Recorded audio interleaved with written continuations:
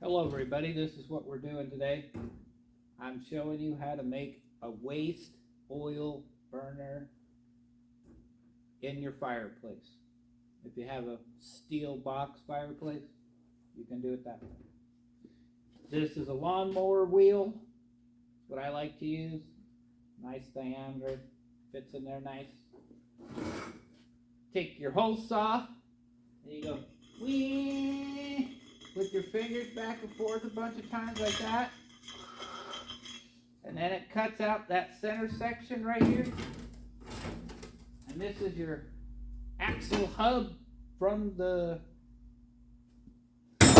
riding lawnmower. And this is your hole that you have. And then we're going to take a pipe and we're going to cut it to a specific length. You know how she likes specific lengths. But we're also need to cut the overall height of it down, because it's too tall for our fireplace. Way too tall. So pick what side you want to utilize. You want to use that side? I like this side because of the whole diameter of this compared to this size. It's a lot smaller and larger out here. So we're going to go with that. We're going to take a pin, and we got it on our height, what we need. We'll take our pin, and we're going to hold it like so.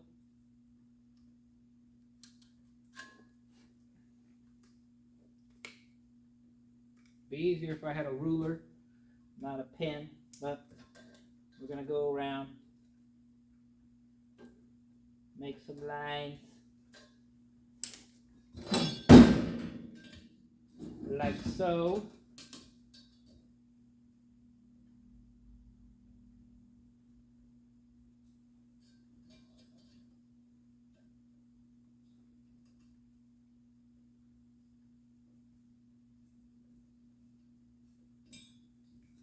I'll show you how it looks when I'm done.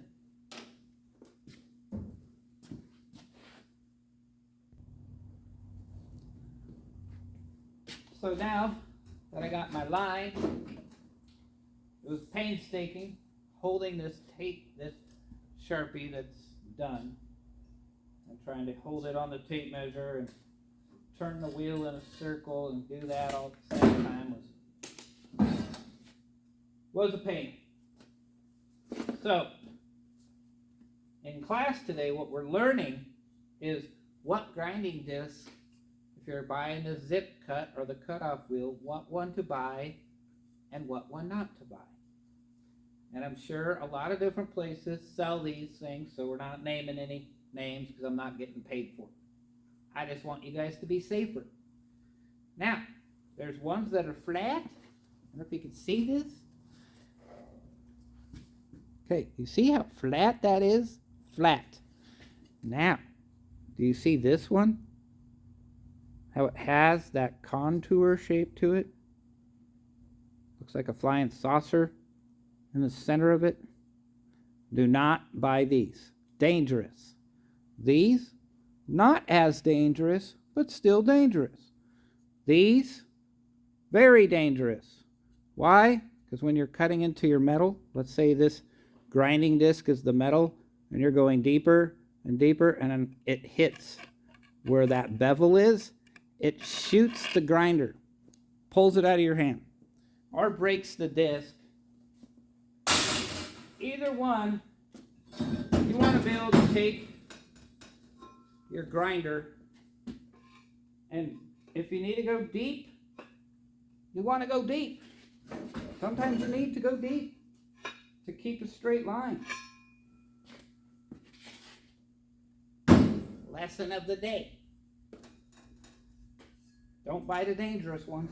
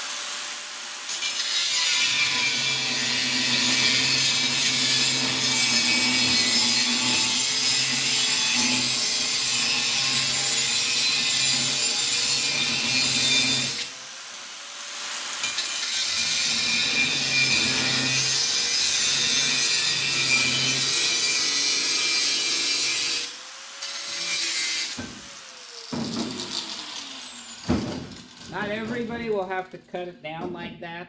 My fireplace is fairly low, and this is just makes it too tall. The waste of space for me. So I cut off. Here's the other rim. Make a little tiny. I could make a little tiny custom rim out of those. But yeah, so I cut it down like that.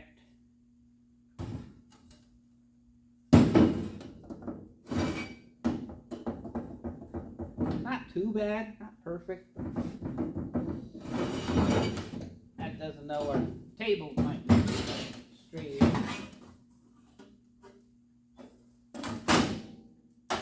Yeah, that's flat piece of metal will tell you the truth. Warped table will not. So we'll gotta take this pipe and we make an insert that sets down in there. And that's this pipe. I don't have the piece with me, but I can show you later on camera what slides into here.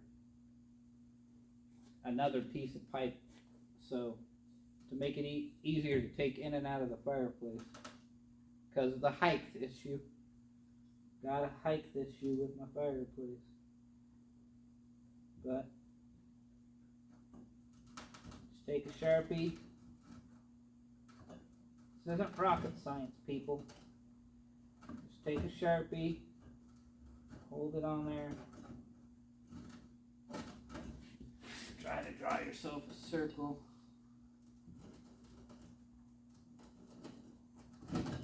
If I had a chalk saw down here, this would not be so difficult. But we don't have one here now. So we cut it like that. Now we'll take our pipe and we'll take our die grinder.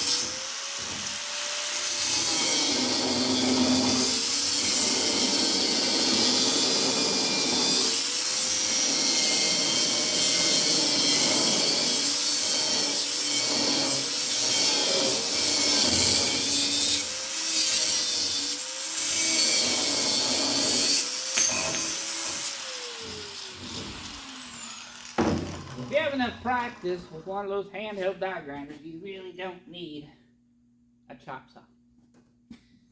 Does my pipe look like it's sitting straight? The taller version. That one looks like it's straight. I think it's okay. So then what we'll do, get our piece of metal here. I want a flat surface.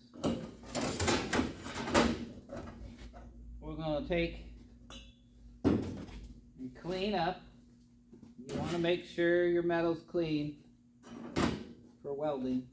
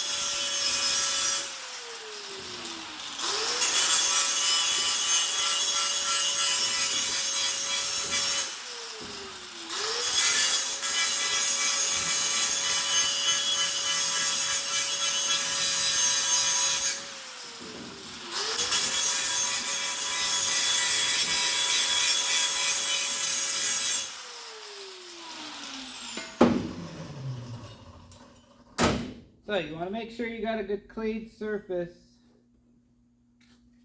fairly large, around your area you're welding, because you don't want no dirt and porosity when you're trying to make a weld.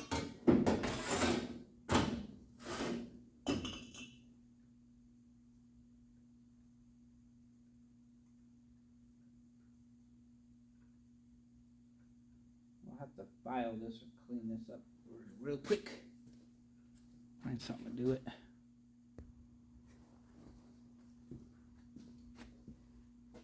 Now you want to make sure you got proper safety equipment for welding. I should have gloves on, but I don't. You want to wear leather gloves. My hands are like leather, so it's okay. But you want to make sure your metal is nice and clean, like I was saying. You want to make sure where you're going to hook your ground strap, right here. You want that nice and clean.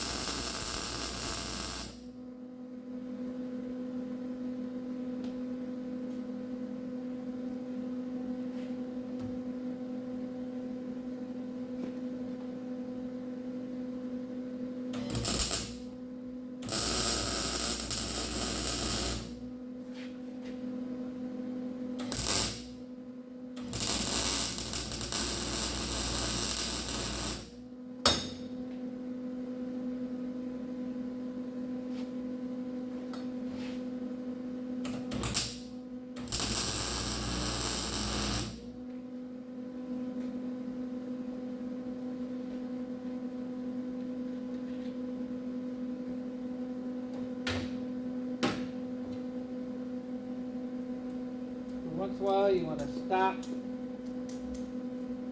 working or get this thing cleaned out. They make a proper pair of needle nose. It looks like a pair of needle nose pliers. That's the proper tool, not wire cutters. But we'll set you guys up closer so you can see the weld.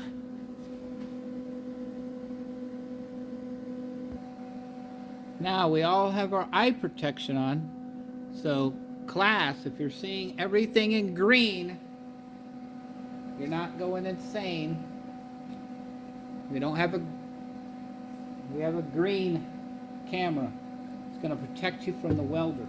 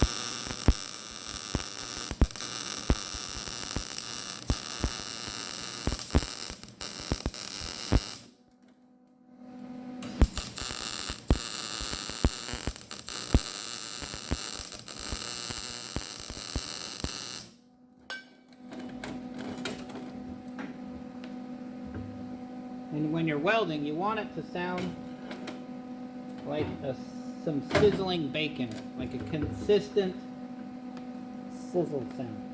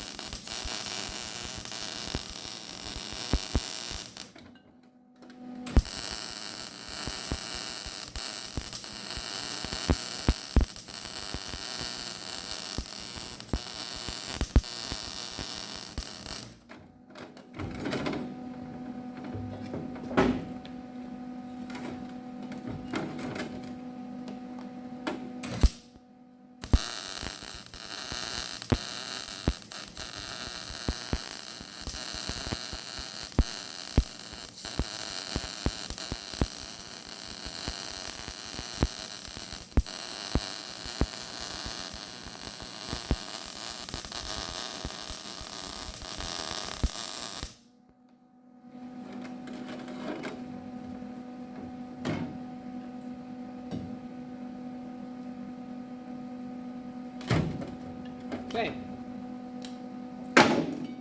so that's what it needs to look like on the inside. Pull off your eye protection so you can see what you're looking at now.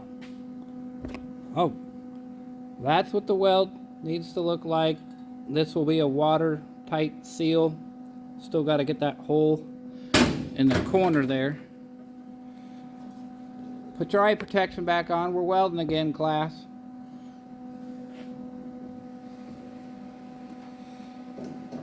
You don't want to go blind. That sucks.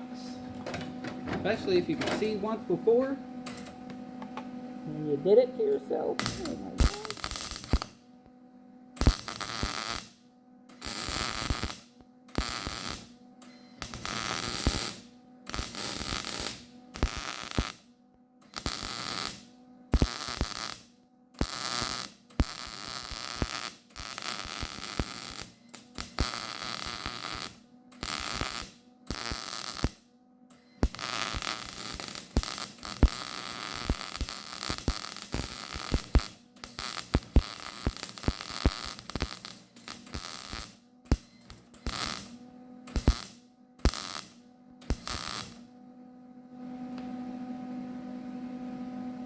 And we'll weld it on this side just for sake to make sure